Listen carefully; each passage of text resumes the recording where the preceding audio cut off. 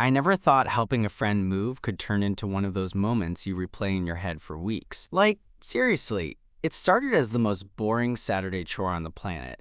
Lugging boxes, assembling furniture, and trying not to complain while my buddy Mike moved into his new place downtown. But then, out of nowhere, he took off his shirt, and everything just kind of shifted. Okay, let me back up a little. Mike and I have known each other since college. We met in that awkward intro to philosophy class where everyone looked like they wanted to be somewhere else. We hit it off because we both had the same terrible sense of humor and an unhealthy obsession with bad sci-fi movies. Over the years, we kept in touch, but mostly as casual friends, you know? The kind of friends who text once in a while, grab a beer now and then, but never anything more. At least, that's how I saw it. So when Mike called me last week and said, "Hey man, I need some muscle this weekend, moving into the new place, you in?" I didn't think twice. I figured it was just a favor, a chance to catch up, and honestly, a good excuse to escape my own crowded apartment for a bit. His new place is this tiny loft with exposed brick walls and a really cool view of the city skyline. The kind of place that looks way more expensive than it probably was. Mike was pacing around, trying to figure out where to put his massive bookshelf that, no lie, probably weighed as much as a small car. I was half-heartedly lifting boxes while trying to convince myself this was fine, really. Then, as we were moving a couch that was way too bulky for two people, Mike wiped the sweat off his forehead, looked over, and just casually peeled off his shirt, like it was no big deal. And I swear, the whole room just kind of caught its breath. I mean, I always knew Mike was in decent shape. He's pretty active, plays soccer on weekends, and runs a lot. But seeing him like that, lean and tanned from some recent trip, with veins tracing down his arms, it was like my brain short-circuited for a second. Suddenly, all I could hear was the thumping of my own heart, and the couch felt a lot heavier. He laughed, noticing I was staring, and said, "Dude, you look like you've seen a ghost." I tried to play it cool, but honestly, I was way off guard. That moment flipped something in me, made me realize there was this whole side of Mike I'd never really thought about before. And now, here we were, stuck in this awkward dance of moving furniture, but with this new electric undercurrent running between us. I wanted to say something, anything, but all I could do was help him shift that couch across the room, pretending I didn't want to reach out and touch his arm, or just ask him if he felt it too. By the time we finally collapsed on the floor, exhausted and sweaty, I knew this day wasn't going to be just about moving boxes anymore. I was suddenly waiting for something, anything, to break the silence and change everything. We sat there for a minute, the couch between us like this awkward barrier, both of us catching our breath. Mike wiped the sweat off his arms with a towel he'd grabbed from the kitchen counter, his bare skin still glowing a little under the afternoon light filtering through those huge windows. I tried not to let my eyes linger, but it was impossible. There was something about how relaxed he looked, like he wasn't trying to impress anyone or put on a front. It was just him. And honestly, I hadn't seen him like that before. "So," he said, grinning as he tossed the towel aside, "you thinking of sticking around to help with the rest? Or was this just your cameo appearance?" I laughed, shaking my head. "I'm here for the long haul." Though I'm starting to think moving is some kind of cruel punishment disguised as a friendly favor. He laughed too, that warm sound that made the room feel lighter. "Yeah, tell me about it. I don't know why I thought doing this myself was a good idea. Next time, I'm hiring pros." We started moving the next batch of boxes, and for a while it was back to the usual, grunting, complaining about how heavy everything was, and joking about how I was going to charge him for my expertise. But underneath it all, I was acutely aware of him, how his shirtless frame moved as he lifted, how his hands were rough from who knows what kind of work, and how his laugh made me want to hear more than just small talk. At one point, I caught him looking at me, like really looking, and I froze. It was the kind of look that made your chest tighten, because it felt like he was seeing something in you hadn't even noticed yourself. He didn't say anything, just gave me that half smile, and my brain scrambled to find words that didn't come. Finally, between carrying a chair and trying not to trip over the mess of packing tape on the floor, I blurted, "Hey Mike, have you ever thought about, I don't know, us? Like more than friends?" I immediately regretted saying it out loud. The words hung in the air, heavy and vulnerable. Mike stopped moving for a second, then leaned against the doorframe, crossing his arms. "You mean like dating?" His voice was calm, but there was something unreadable in his eyes. "Yeah," I said, rubbing the back of my neck, suddenly feeling like I was back in college, about to bomb a big test. "I mean, I don't want to make things weird or anything. I've thought about it. More than I probably should." Mike was quiet for a moment, and I could feel my heart pounding loud enough that it felt like we were the only two people in the city. Then he smiled, not the usual friendly smile, but one that felt softer, like he was letting me in on a secret. "You're not the only one," he said. "I've thought about it too. More times than I can count." I blinked, surprised. "Really?" "Yeah," Mike said, stepping closer. "I guess I just never knew if you felt the same. Or if it was just me making things up."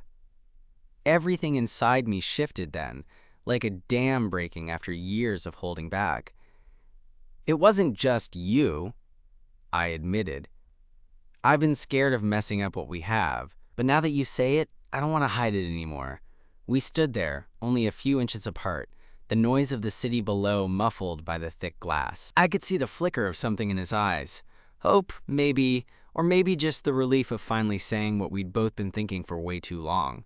Then, without thinking, I reached out and brushed a stray lock of hair off his forehead. It was such a small gesture, but it felt huge. Mike's breath hitched, and he closed the distance between us a little more. "God, I've wanted to do that for so long," he whispered. I smiled, feeling like the guy who had just finally figured out the ending to a puzzle that had been teasing him forever. "Well, now you can." The rest of the afternoon disappeared into this hazy blur of laughter, stolen glances, and the kind of conversation that dives deeper than usual. We didn't finish unpacking that day, but who cared? The boxes could wait. When night fell and the city lights blinked on, one by one, Mike and I found ourselves sitting on the floor by the big window, sharing a beer and this quiet, electric energy that was completely new, but also felt like coming home. I never expected a boring day of moving furniture to turn into the start of something I'd been wanting but too scared to admit. But sometimes, all it takes is a shirt coming off at the right moment to change everything. And honestly, I can't wait to see where this goes. We stayed there by the window for a while longer, the city's buzz below us feeling distant and irrelevant.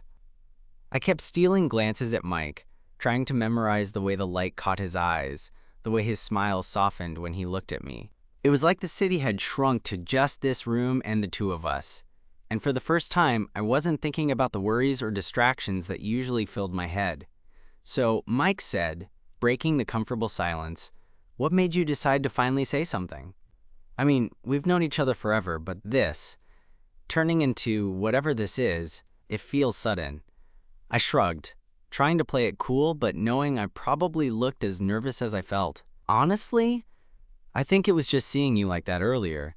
Shirt off, sweating, not pretending to be anything but yourself. It made me realize I'd been shutting down the part of me that wanted more. Like I was scared I'd lose you if I messed it up." Mike nodded slowly, like he understood exactly what I meant. "Yeah, I get that. I was scared too. Scared it would ruin our friendship, or that you'd think I was some weirdo for feeling this way." I laughed quietly. "You? Weird? Never." He grinned, nudging me playfully. "So, what now? We don't have to figure it all out today, but I'm not gonna lie. This feels right." "Yeah," I said, my voice a little breathless. "It does." We sat in silence again, but now I was charged with something new, a fragile, exciting possibility. After a moment, Mike reached over and took my hand. His fingers were warm, and I felt this rush of calm wash over me. It was like all the uncertainty melted away just by being close to him. "Want to order some food?" he asked. "I'm starving, and I promise not to make you carry any more heavy stuff." I laughed. "Deal, but only if you let me pick the place." He raised an eyebrow. "Oh, it's on." We ended up ordering from this little Thai place down the street. The delivery guy arrived sooner than expected, and while Mike was paying, I caught him looking at me with that same smile that made my chest tighten. It was subtle, but I knew that look. It was the kind of look that said, I'm thinking about you even when you're not looking." We ate on the floor, surrounded by half-unpacked boxes and the faint smell of spicy curry. It was messy, casual, and perfect. We talked about everything and nothing. Old college stories, our favorite movies, what we wanted out of life. There was no pressure, no awkwardness, just two people finally saying what they'd kept hidden for years. At one point, Mike leaned back on his hands, looking at me with this soft expression. "You know, I always thought you were kind of amazing, but I was too scared to hope you felt the same way." I felt my face warm. "I'm glad you do." The night stretched on, and at some point, the conversation dipped into quieter, more honest territory. We talked about fears, about what it meant to open up after so long, and about the risk of changing what had been comfortable. But with every word, the tension between us softened into something real and hopeful. When it was finally time to call it a night, Mike stood and stretched, then turned to me. "So, does this mean I get to call you more than just my moving buddy now?" I grinned, heart pounding. "I'd like that." He stepped closer, and for a second, I thought he might kiss me, but he just smiled and said, "Good, because I've been waiting a long time to ask you out properly." I laughed, feeling lighter than I had in ages. "Well, the wait's over." As I left his place that night, the air felt different, like the world had shifted on its axis. What started as a boring favor had turned into something I never saw coming, and honestly, I couldn't be more excited. Sometimes the best things happen when you least expect them. And sometimes, all it takes is one moment, one shirt coming off, one look shared, to set everything in motion. After that night, things between Mike and me started shifting in ways I wasn't quite prepared for, but in the best way possible. We didn't have some grand declaration or instant relationship label, but there was this new thread weaving through our friendship that made everything feel more electric, more alive. It was like waking up from a long nap and realizing the world looked different, richer, more colorful. The next day, I woke up with my phone buzzing. It was a text from Mike. "Hey, moving day number 2. Need your expert muscles again?" I smiled. "You know it." When I got to his place, the air was warmer, and the early morning sunlight poured through the windows, making the exposed brick walls look even more inviting. Mike greeted me with that easy grin, the one that used to be just friendly but now held a little extra something. I caught myself thinking about how lucky I was that this guy, who'd been part of my life for so long, was suddenly becoming something more.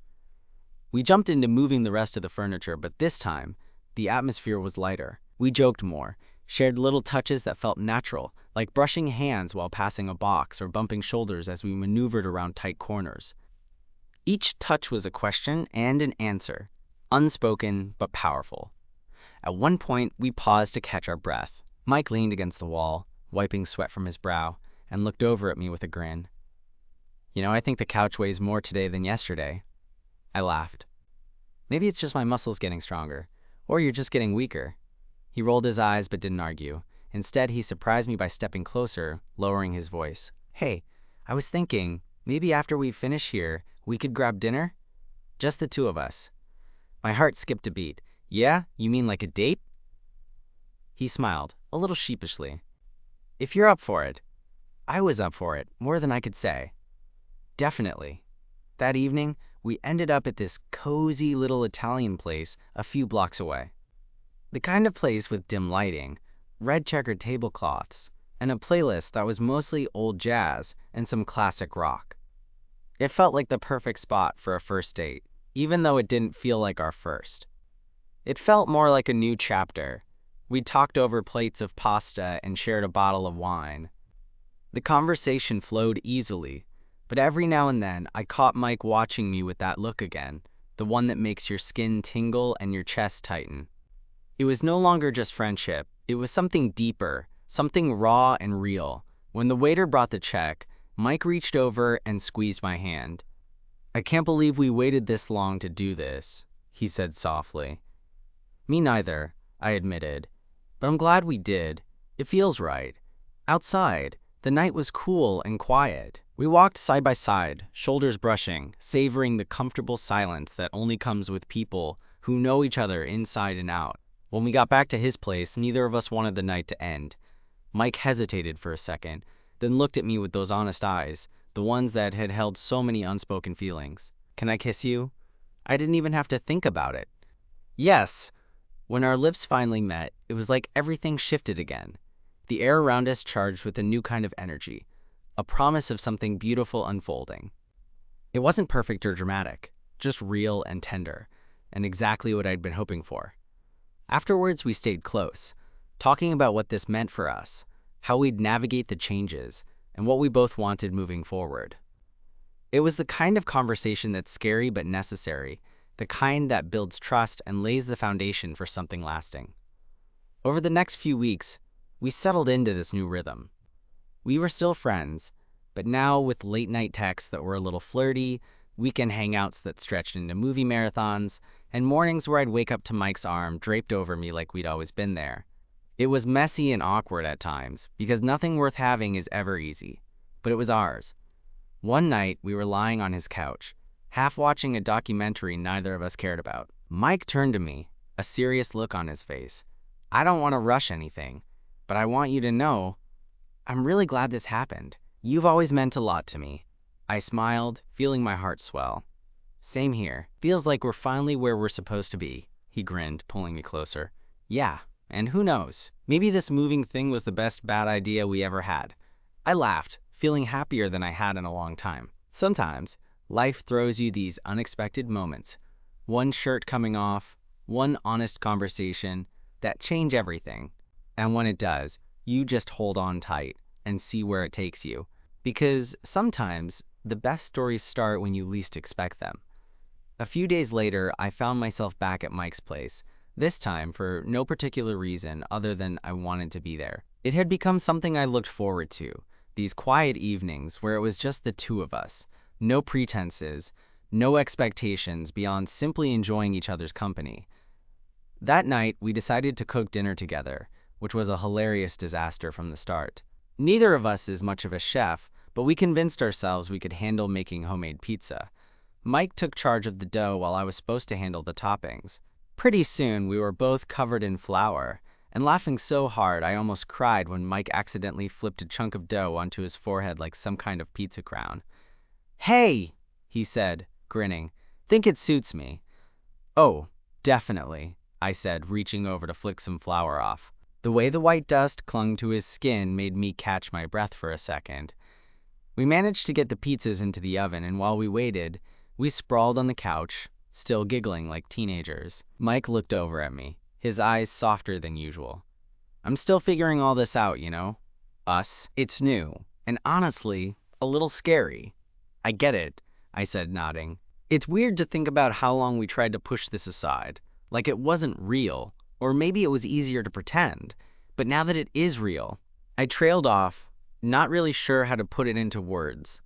He reached for my hand again, squeezing gently. "Yeah, now it's real, and it's kind of amazing." Dinner was a bit of a mess. Burnt edges, the cheese slid off in places, but it didn't matter. Sharing that imperfect meal felt like a milestone. It was the kind of moment that makes you realize love isn't about perfect recipes or flawless plans. It's about the messy, beautiful in-between. After dinner, we moved to the floor by the window, the city lights sparkling like 1,000 tiny promises. I rested my head on Mike's shoulder, and he draped an arm around me. It was quiet, but it spoke volumes. "You ever think about what this means for us?" I asked after a while. Mike shrugged, his breath warm against my ear. "I don't want to overthink it. I just want to see where it goes, step by step." "Yeah," I agreed. "No rush, just us figuring it out together." He chuckled softly. "You always did have a way with words." We stayed like that for a long time, not saying much, just letting the silence settle comfortably between us. In moments like that, I felt like I could finally breathe, like I'd been holding my breath for so long without realizing it. A few nights later, Mike invited me over again, saying he wanted to show me something. I wasn't sure what to expect, but when I got there, he was waiting with a small pile of boxes in the corner of the living room. "Thought maybe we could start unpacking the rest," he said, smiling. I laughed. "Back to moving, huh?" "Kind of," he said. "But this time, I want it to feel like our space. not just mine. That hit me harder than I expected. It wasn't just about furniture or boxes. It was about us, building something together. We spent the evening unpacking photos, books, little keepsakes. Mike pulled out an old framed picture of the two of us from college, both of us grinning like idiots after a terrible party. He held it up, looking nostalgic. "Remember this night?" he asked. I nodded. "How could I forget? We were barely adults." He laughed. "Yeah, and now here we are, years later, different in some ways, but still stuck with each other." "That's because we've always had something," I said softly.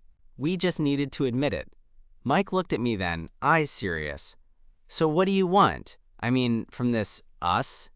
I took a deep breath, feeling the weight of the question. "I want to see where this goes. I want to wake up next to you and know I'm exactly where I'm supposed to be. I want to stop pretending I don't care, because, honestly, I care a lot." He smiled, that slow, genuine smile that reaches his eyes and makes your whole body feel warm. Me too. We stood there for a moment, the room around us quiet except for the distant hum of the city. Then, without warning, Mike pulled me into a hug so tight I felt like I might disappear into him. It was the kind of hug that says everything you can't put into words. The relief, the hope, the promise. As we pulled apart, Mike looked down at me, his cheeks flushed. "You want to make this official? Like, not just moving buddies anymore?" I grinned. "I think it already is, officially." And just like that, the space between us closed. Not with a grand gesture or dramatic declaration, but with the quiet understanding that sometimes the most meaningful things grow out of the simplest moments. The messy pizza nights, the unpacked boxes, and the courage to finally say what's been in your heart all along. I don't know what the future holds, but right now, I'm exactly where I want to be. With Mike. Shirt off or not, moving buddy turned something so much more. And honestly, I can't wait to see what comes next. The days that followed felt like a new kind of normal, one that still surprised me every time I thought about it. Mike and I had crossed some invisible line, and instead of everything feeling awkward or fragile, it was like an unspoken agreement that whatever this was, we were in it together. It wasn't perfect. There were moments when I caught myself overthinking, wondering if I was moving too fast or not fast enough. But mostly, it was just good. Really good. One Saturday, he invited me over early to help with some last-minute stuff in the apartment. I figured it was another round of packing or rearranging furniture, but when I got there, Mike was waiting outside with a grin that made my stomach flutter. "Got a surprise for you," he said, pulling me toward his car. I raised an eyebrow. "Surprise? Should I be worried?" He laughed. "Only if you hate mini road trips." Turns out he'd planned this little day trip to a nearby park about an hour outside the city. Said he wanted to get a break from unpacking and just spend some time outside with me. I couldn't say no. The drive was easy. Music playing softly as we talked about everything and nothing. Work, old memories, plans we hadn't dared to say out loud. It felt like we were carving out our own little world, away from all the noise. When we got to the park, it was one of those unexpectedly beautiful spots with towering trees, a quiet lake, and trails that looked perfect for wandering. Mike pulled out a blanket from the trunk, and we found a spot near the water's edge to sit down. We didn't talk much at first, just soaking in the quiet and the gentle rustling of leaves. I leaned my head on Mike's shoulder, feeling the steady beat of his heart beneath me. It was peaceful, the kind of moment that sneaks up on you and settles into your bones. After a while, Mike looked over at me, his eyes thoughtful. "You know, I've been thinking a lot about us, about how crazy it is that we waited so long to even try this." I nodded, tracing patterns on the blanket. "Yeah, it's wild. I guess sometimes we're scared of what changes, even if those changes could be good." Mike smiled, reaching for my hand.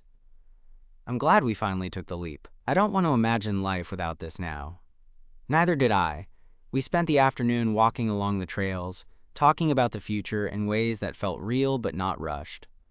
Mike mentioned wanting to sign up for a photography class, something he'd put off for years. I joked about finally starting that little side project I'd been dreaming of. It was nice, dreaming together without the usual what-ifs hanging over USAs. The sun dipped lower, casting golden light over the lake. Mike stopped and turned toward me. "Can I ask you something?" "Shoot." He hesitated, then said, "Do you think us could last? Like, beyond the excitement and the newness?" I thought about it, feeling the warmth of his hand in mine. "I do, but it's not just about hoping it lasts. It's about choosing to make it last. Every day, even when it's messy or scary." Mike smiled, relief flooding his face. "Yeah, I want that too."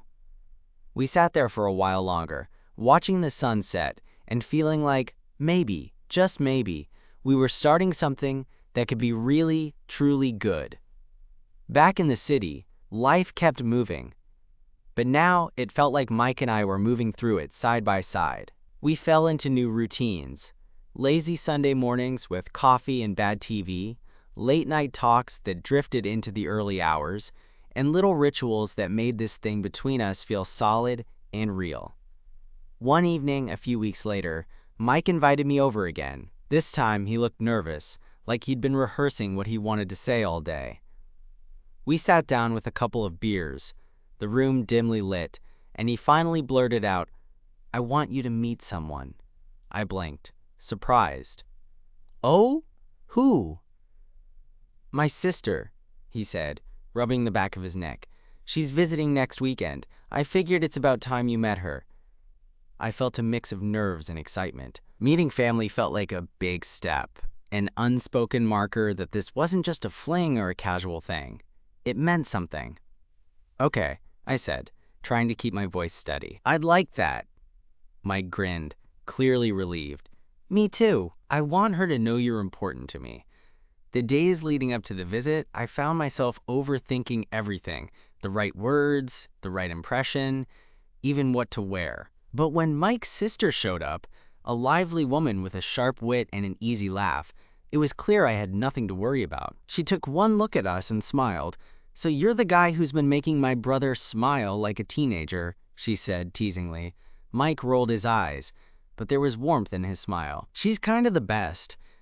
That weekend was filled with easy conversation, shared meals, and moments where I realized just how much Mike's world was becoming my own. Watching him with his family, seeing that side of him I hadn't known before, made me feel even closer to him. When his sister left, Mike and I were alone again, sitting close on the couch. He looked at me, eyes shining. "Thanks for being patient with me, for giving this a chance." I leaned in, brushing a hand over his cheek. "Thank you for taking a chance on me." We kissed then, slow and sure, like a promise. A promise that whatever came next, we'd face it together. Looking back, I never would have guessed that a day spent helping a friend move could lead to this, something unexpected, beautiful, and real. But that's the thing about life, isn't it? The moments that change you often come when you least expect them. Sometimes with something as simple as a shirt coming off and a look that says, "I'm here and I'm ready." And here I am, ready too. Months had passed since that first day helping Mike move, and somehow the simple favor had blossomed into the most important part of my life. We'd settled into a rhythm that felt natural, filled with laughter, quiet moments, and the kind of companionship that's both comforting and exciting. It wasn't perfect, of course. We had our share of missteps and misunderstandings, but we faced them together. That made all the difference. One evening, as we sat on his balcony overlooking the city skyline, Mike reached for my hand, his fingers interlacing with mine. The early spring air was cool, but the warmth between us was unmistakable. "Remember how you told me moving day was just a boring chore?" he said with a grin. I laughed softly. "Yeah, I was definitely wrong." He squeezed my hand. "Me too." I never expected that day to change everything. I looked at him, feeling a rush of affection that words couldn't quite capture. "You changed everything," I said quietly. We sat like that for a while, watching the city lights flicker on, each of us content in the moment. It wasn't about grand gestures or sweeping declarations. It was about this: the shared space, the easy silence, the knowledge that we'd found something worth holding on to. Later, as we moved inside, Mike pulled me close and kissed me gently. It was familiar and new all at once, a quiet promise that we were building a future together, one day at a time. Walking home later, I thought about how life has a way of surprising you when you least expect it. A simple favor, a shirt coming off, a long-held feeling finally spoken aloud. They all led to this unexpected chapter. And as much as I'd like to think I planned it all, the truth is, I'm just grateful it happened. Because sometimes, the best stories are the ones you don't see coming. And this one? It's mine.